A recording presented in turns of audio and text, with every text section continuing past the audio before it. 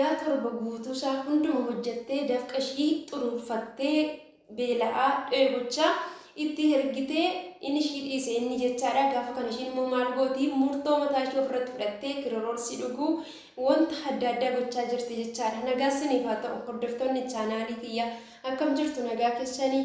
Ani nagaadha waaqayyoof galannaa ta'u isinis nagaa akka taatan abdiin qaba. Ammallee nagaa keessan lafa jirtanitti taafuuf isiniin jira. Waaqayyo nagaa isiniif haa kennu. Namni nagaa yoo ta'e nagaa yoo qabaate lafa yaade kamiyyuu ga'uu danda'a jechaadha. Yoo kufellee iddoo kufe sana jabaatee ka'ee to'i wanta karoorseef wanta yaade sana bira ga'uu danda'a. Maaliif kan jijjiiramuu hin dandeenye nama biyya lafaa kanarraa du'e qofadha malee biyya lafaa kanarra hamma jirutti namni jiru tokko waan hundumayyuu hojjetee jijjiiramuu danda'a jechaadha. Kaleessa nuuf hin taane jechuun bakka carraan keenya achumatti dhumatee jechuu miti. Har'a viidiyoo gabaabaa baay'ee nama hundumayyuu fayyada jedhee yaadu tokko hojjechuuf hin jira.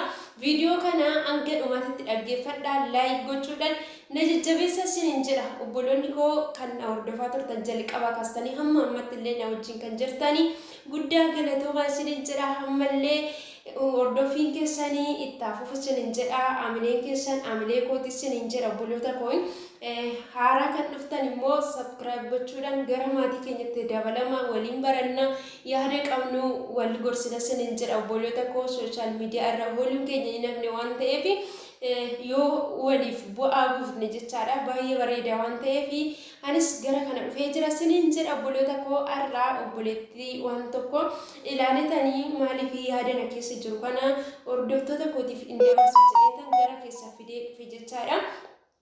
Rakkoon ijoollota keenyaa shamarranii gola namaa keessa jiraatu baay'ee tokko daddabalaa jira jechaadha. Dafqi isaanii, dhiigni isaanii, cubbuu isaanii garuu gara waaqayyo uumaa keenyatti oliyyuusaa waan hafu miti. Dhalli namaa har'uma kana jiraachuudhaaf isatti akka tolutti akka fedhii isaatiitti bakka har'uma kana gammadee wanta miirri isaa isatti dhageechisu tokko hordofee duukaa bu'ee bakka har'a qofaaf jiraachuu malee boruu isaa galgala isaa ilmoo isaa jireenya isaa gara fuulduraatiif yaaduu dhiisee jira jechaadha. Lubbuu isaatirraallee ba'ee jira jechaadha. Namni ofii isaa jaalate tokko nama biraallee hin jaalate jechaadha. Sababni isaa otoo anarratti akkas ta'e nama biraa immoo akkam godha laata jedhee hin yaade jechaadha. Garuu namoonni waan hin taane kana namarratti geggeessanii namoonni cubbuu namarratti hojjetanii dafqa namaa nyaatanii namoonni bakkeetti laphee namaa cabsanii lubbuu namarratti illee murtoo adda ta'e tokko akka ofirratti murteessan goosisan kuni ani hin beeku galgala isaanii dhugaa baay'ee tokko sodaadha jechaadha. Keessumaa dhiironni jechaadha obboleettii durbaa hin qabu, haadha manaallee haadhallee hin qabu jechaadha. Haati isaanii kuni dubartiidhuma akka har'a miidhamtu kanaatti dhufee haadha ta'e jechaadha. Obboloota koo haati ijoollee isaaniillee borutti darbanillee haati ijoollee keessanillee dubartiidhuma akka har'a miidhan kana jechaadha. Cubbuu sodaadha hadaraa keessan dhiironni keenya haadha manaa keessanitti hin darbina. Haadha manaa keessan irratti cubbuu hin hojjetina. Haadha manaa keessanii ishii waaqayyotu imaanaa godhe isinitti laate waan ta'eef hammam dadhabduullee yoo taate hammam wallaaltullee hir'ina fi hanqinallee yoo qabaatte ofitti qabaatoo hanqinaaf dadhabbii ishii hundumayyuu guutate ofitti qabaatoo jiraachisaa isiniin jedha malee dubartii ofitti hin boochisina. Imimmaan dubartii gola namaa keessa dhaabattee boossuu booda gaafa gamtee ta'e immoo lubbuu ishiirratti murteessu kun isiniin dhiisu isiniin jedha. Obboloota koo akkuma beekamu namoonni baay'een shamarran baay'een maal godhu gaafa abbaa manaa isaaniitiin wal lolanii wanti isaan gochuun dafanii bakka akka furmaatatti fudhatanii bakka jireenya akka yeroodhuma sanatti dhaabate itti fakkaatee jechaadha. Maal godhu of ajjeesuu, qoricha dhuguu, bakka waan tokko tokko bakka sammuu isaanii cinqanii to'ii maraachuu isa kana jechaadha. Garuu nama sana homaa miidhuu hin dandeenyu jechaadha. Yoo nuti duune biyya lafaa kanarra isaan itti fufanii jireenya isaanii sana hin jiraatu. Kanaaf gaafa wanti tokko nu qaqqabu dursinee itti yaaduu qabna jechaadha. Dursinee karaa nani irra deemu kun garamitti na oofaa jira jennee itti yaaduu qabna malee erga wanti tokko immoo rakkinni tokko nurra ga'ee dhufee maal gochuu qabna furmaata karaa wanta sana keessaa baadetoo ittiin deebinee dhaabachuu dandeenyu karaa ittiin bakka nama taane to'ii warra nu miidhasan irratti illee jabina keenya agarsiisuu dandeenyu sana bakka mala barbaadudha malee lubbuu keenya biyya lafaa kanarra dabarsuu hin qabnu isiniin jedha.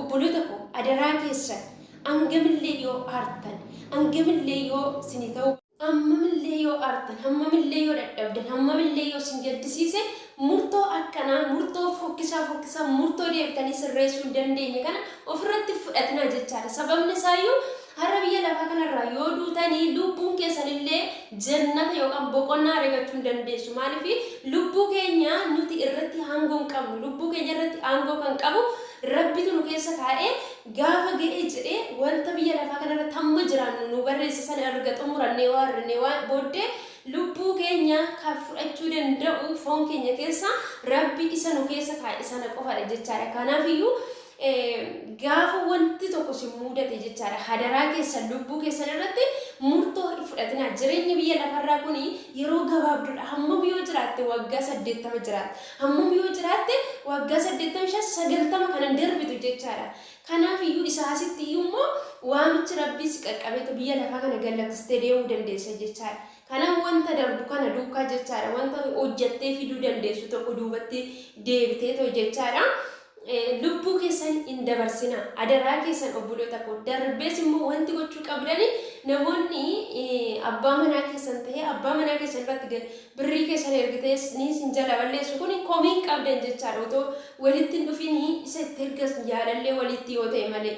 Kanaafiyyuu maal gochuu qabdu duraan dursitanii firoota keessan yookiin immoo obboloota keessan maatii keessan keessaa abbaa manaa keessan wajjin jechaadha ordoffii godhanii ta'u wanta goota sana guyyaadha yookiin immoo hanga qarshii damoosa keessan fudhattan mindaa keessanii irratti hin erginaa jechaadha. Qarshii keessan biratti walitti qabadhaa ta'u amma ta'e kuusa ta'u namni sunillee jechaadha waan qabatamaa fi waan tokko bituu akka danda'utti jechaadha. Qarshii keessan walitti qabaate isa bira jechaadha obboloota keessan yookaan immoo maatii keessan bira kaa'aa ta'u hordoffii taasisaa ta'u qarshii keessan akkasitti ergaa malee ji'aan birrii hammuma fudhattanii fiddanii ta'u irratti hin galchina. Sababni isaayyuu nama sanallee abbaa manaa keessan hin dhabde, jireenya kee hin dhabda, dafqa keetitti hin dhabne, nagaa keetitti hin dhabne, lubbuu keetillee dabarsitee ta'u waan hin taanetti murteessita jechaadha.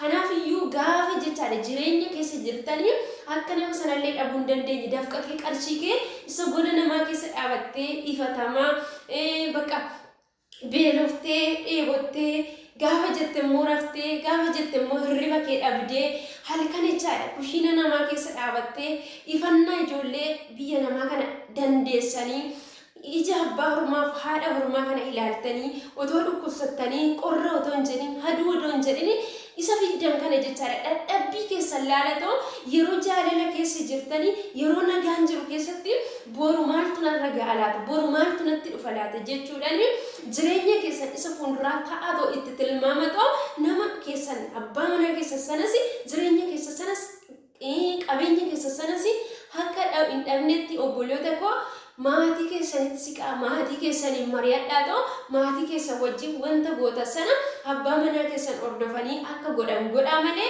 calliftaniituma baankii gootanii ta'u achi irratti hin guurina. Sababni isaayyuu birrii gaafa abbaa manaa keessan irratti calliftanii ergitan birriin nama balleessa waan ta'eef abbaan manaa keessillee dogoggoruu danda'a jechaadha. Birrii suni karaa irraa isa balleessuu danda'a jechaadha. Kaayyoo hin qabu kaayyoo qabaachuu danda'a.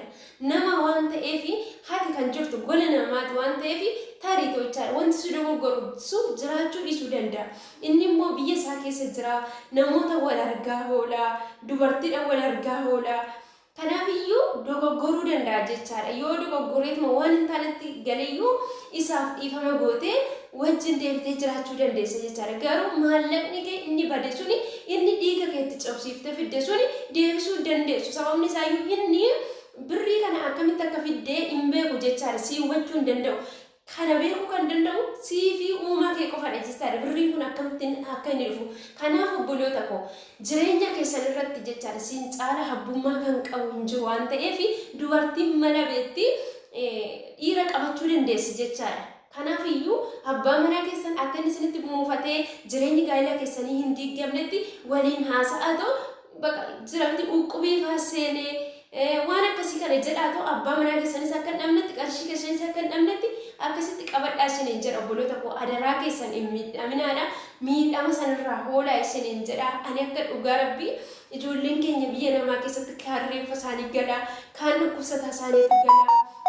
Gaafa gara biyyaa galan yookiin immoo biyya keessatti immoo maraa jabaadhaa of eegadha siniin jedha.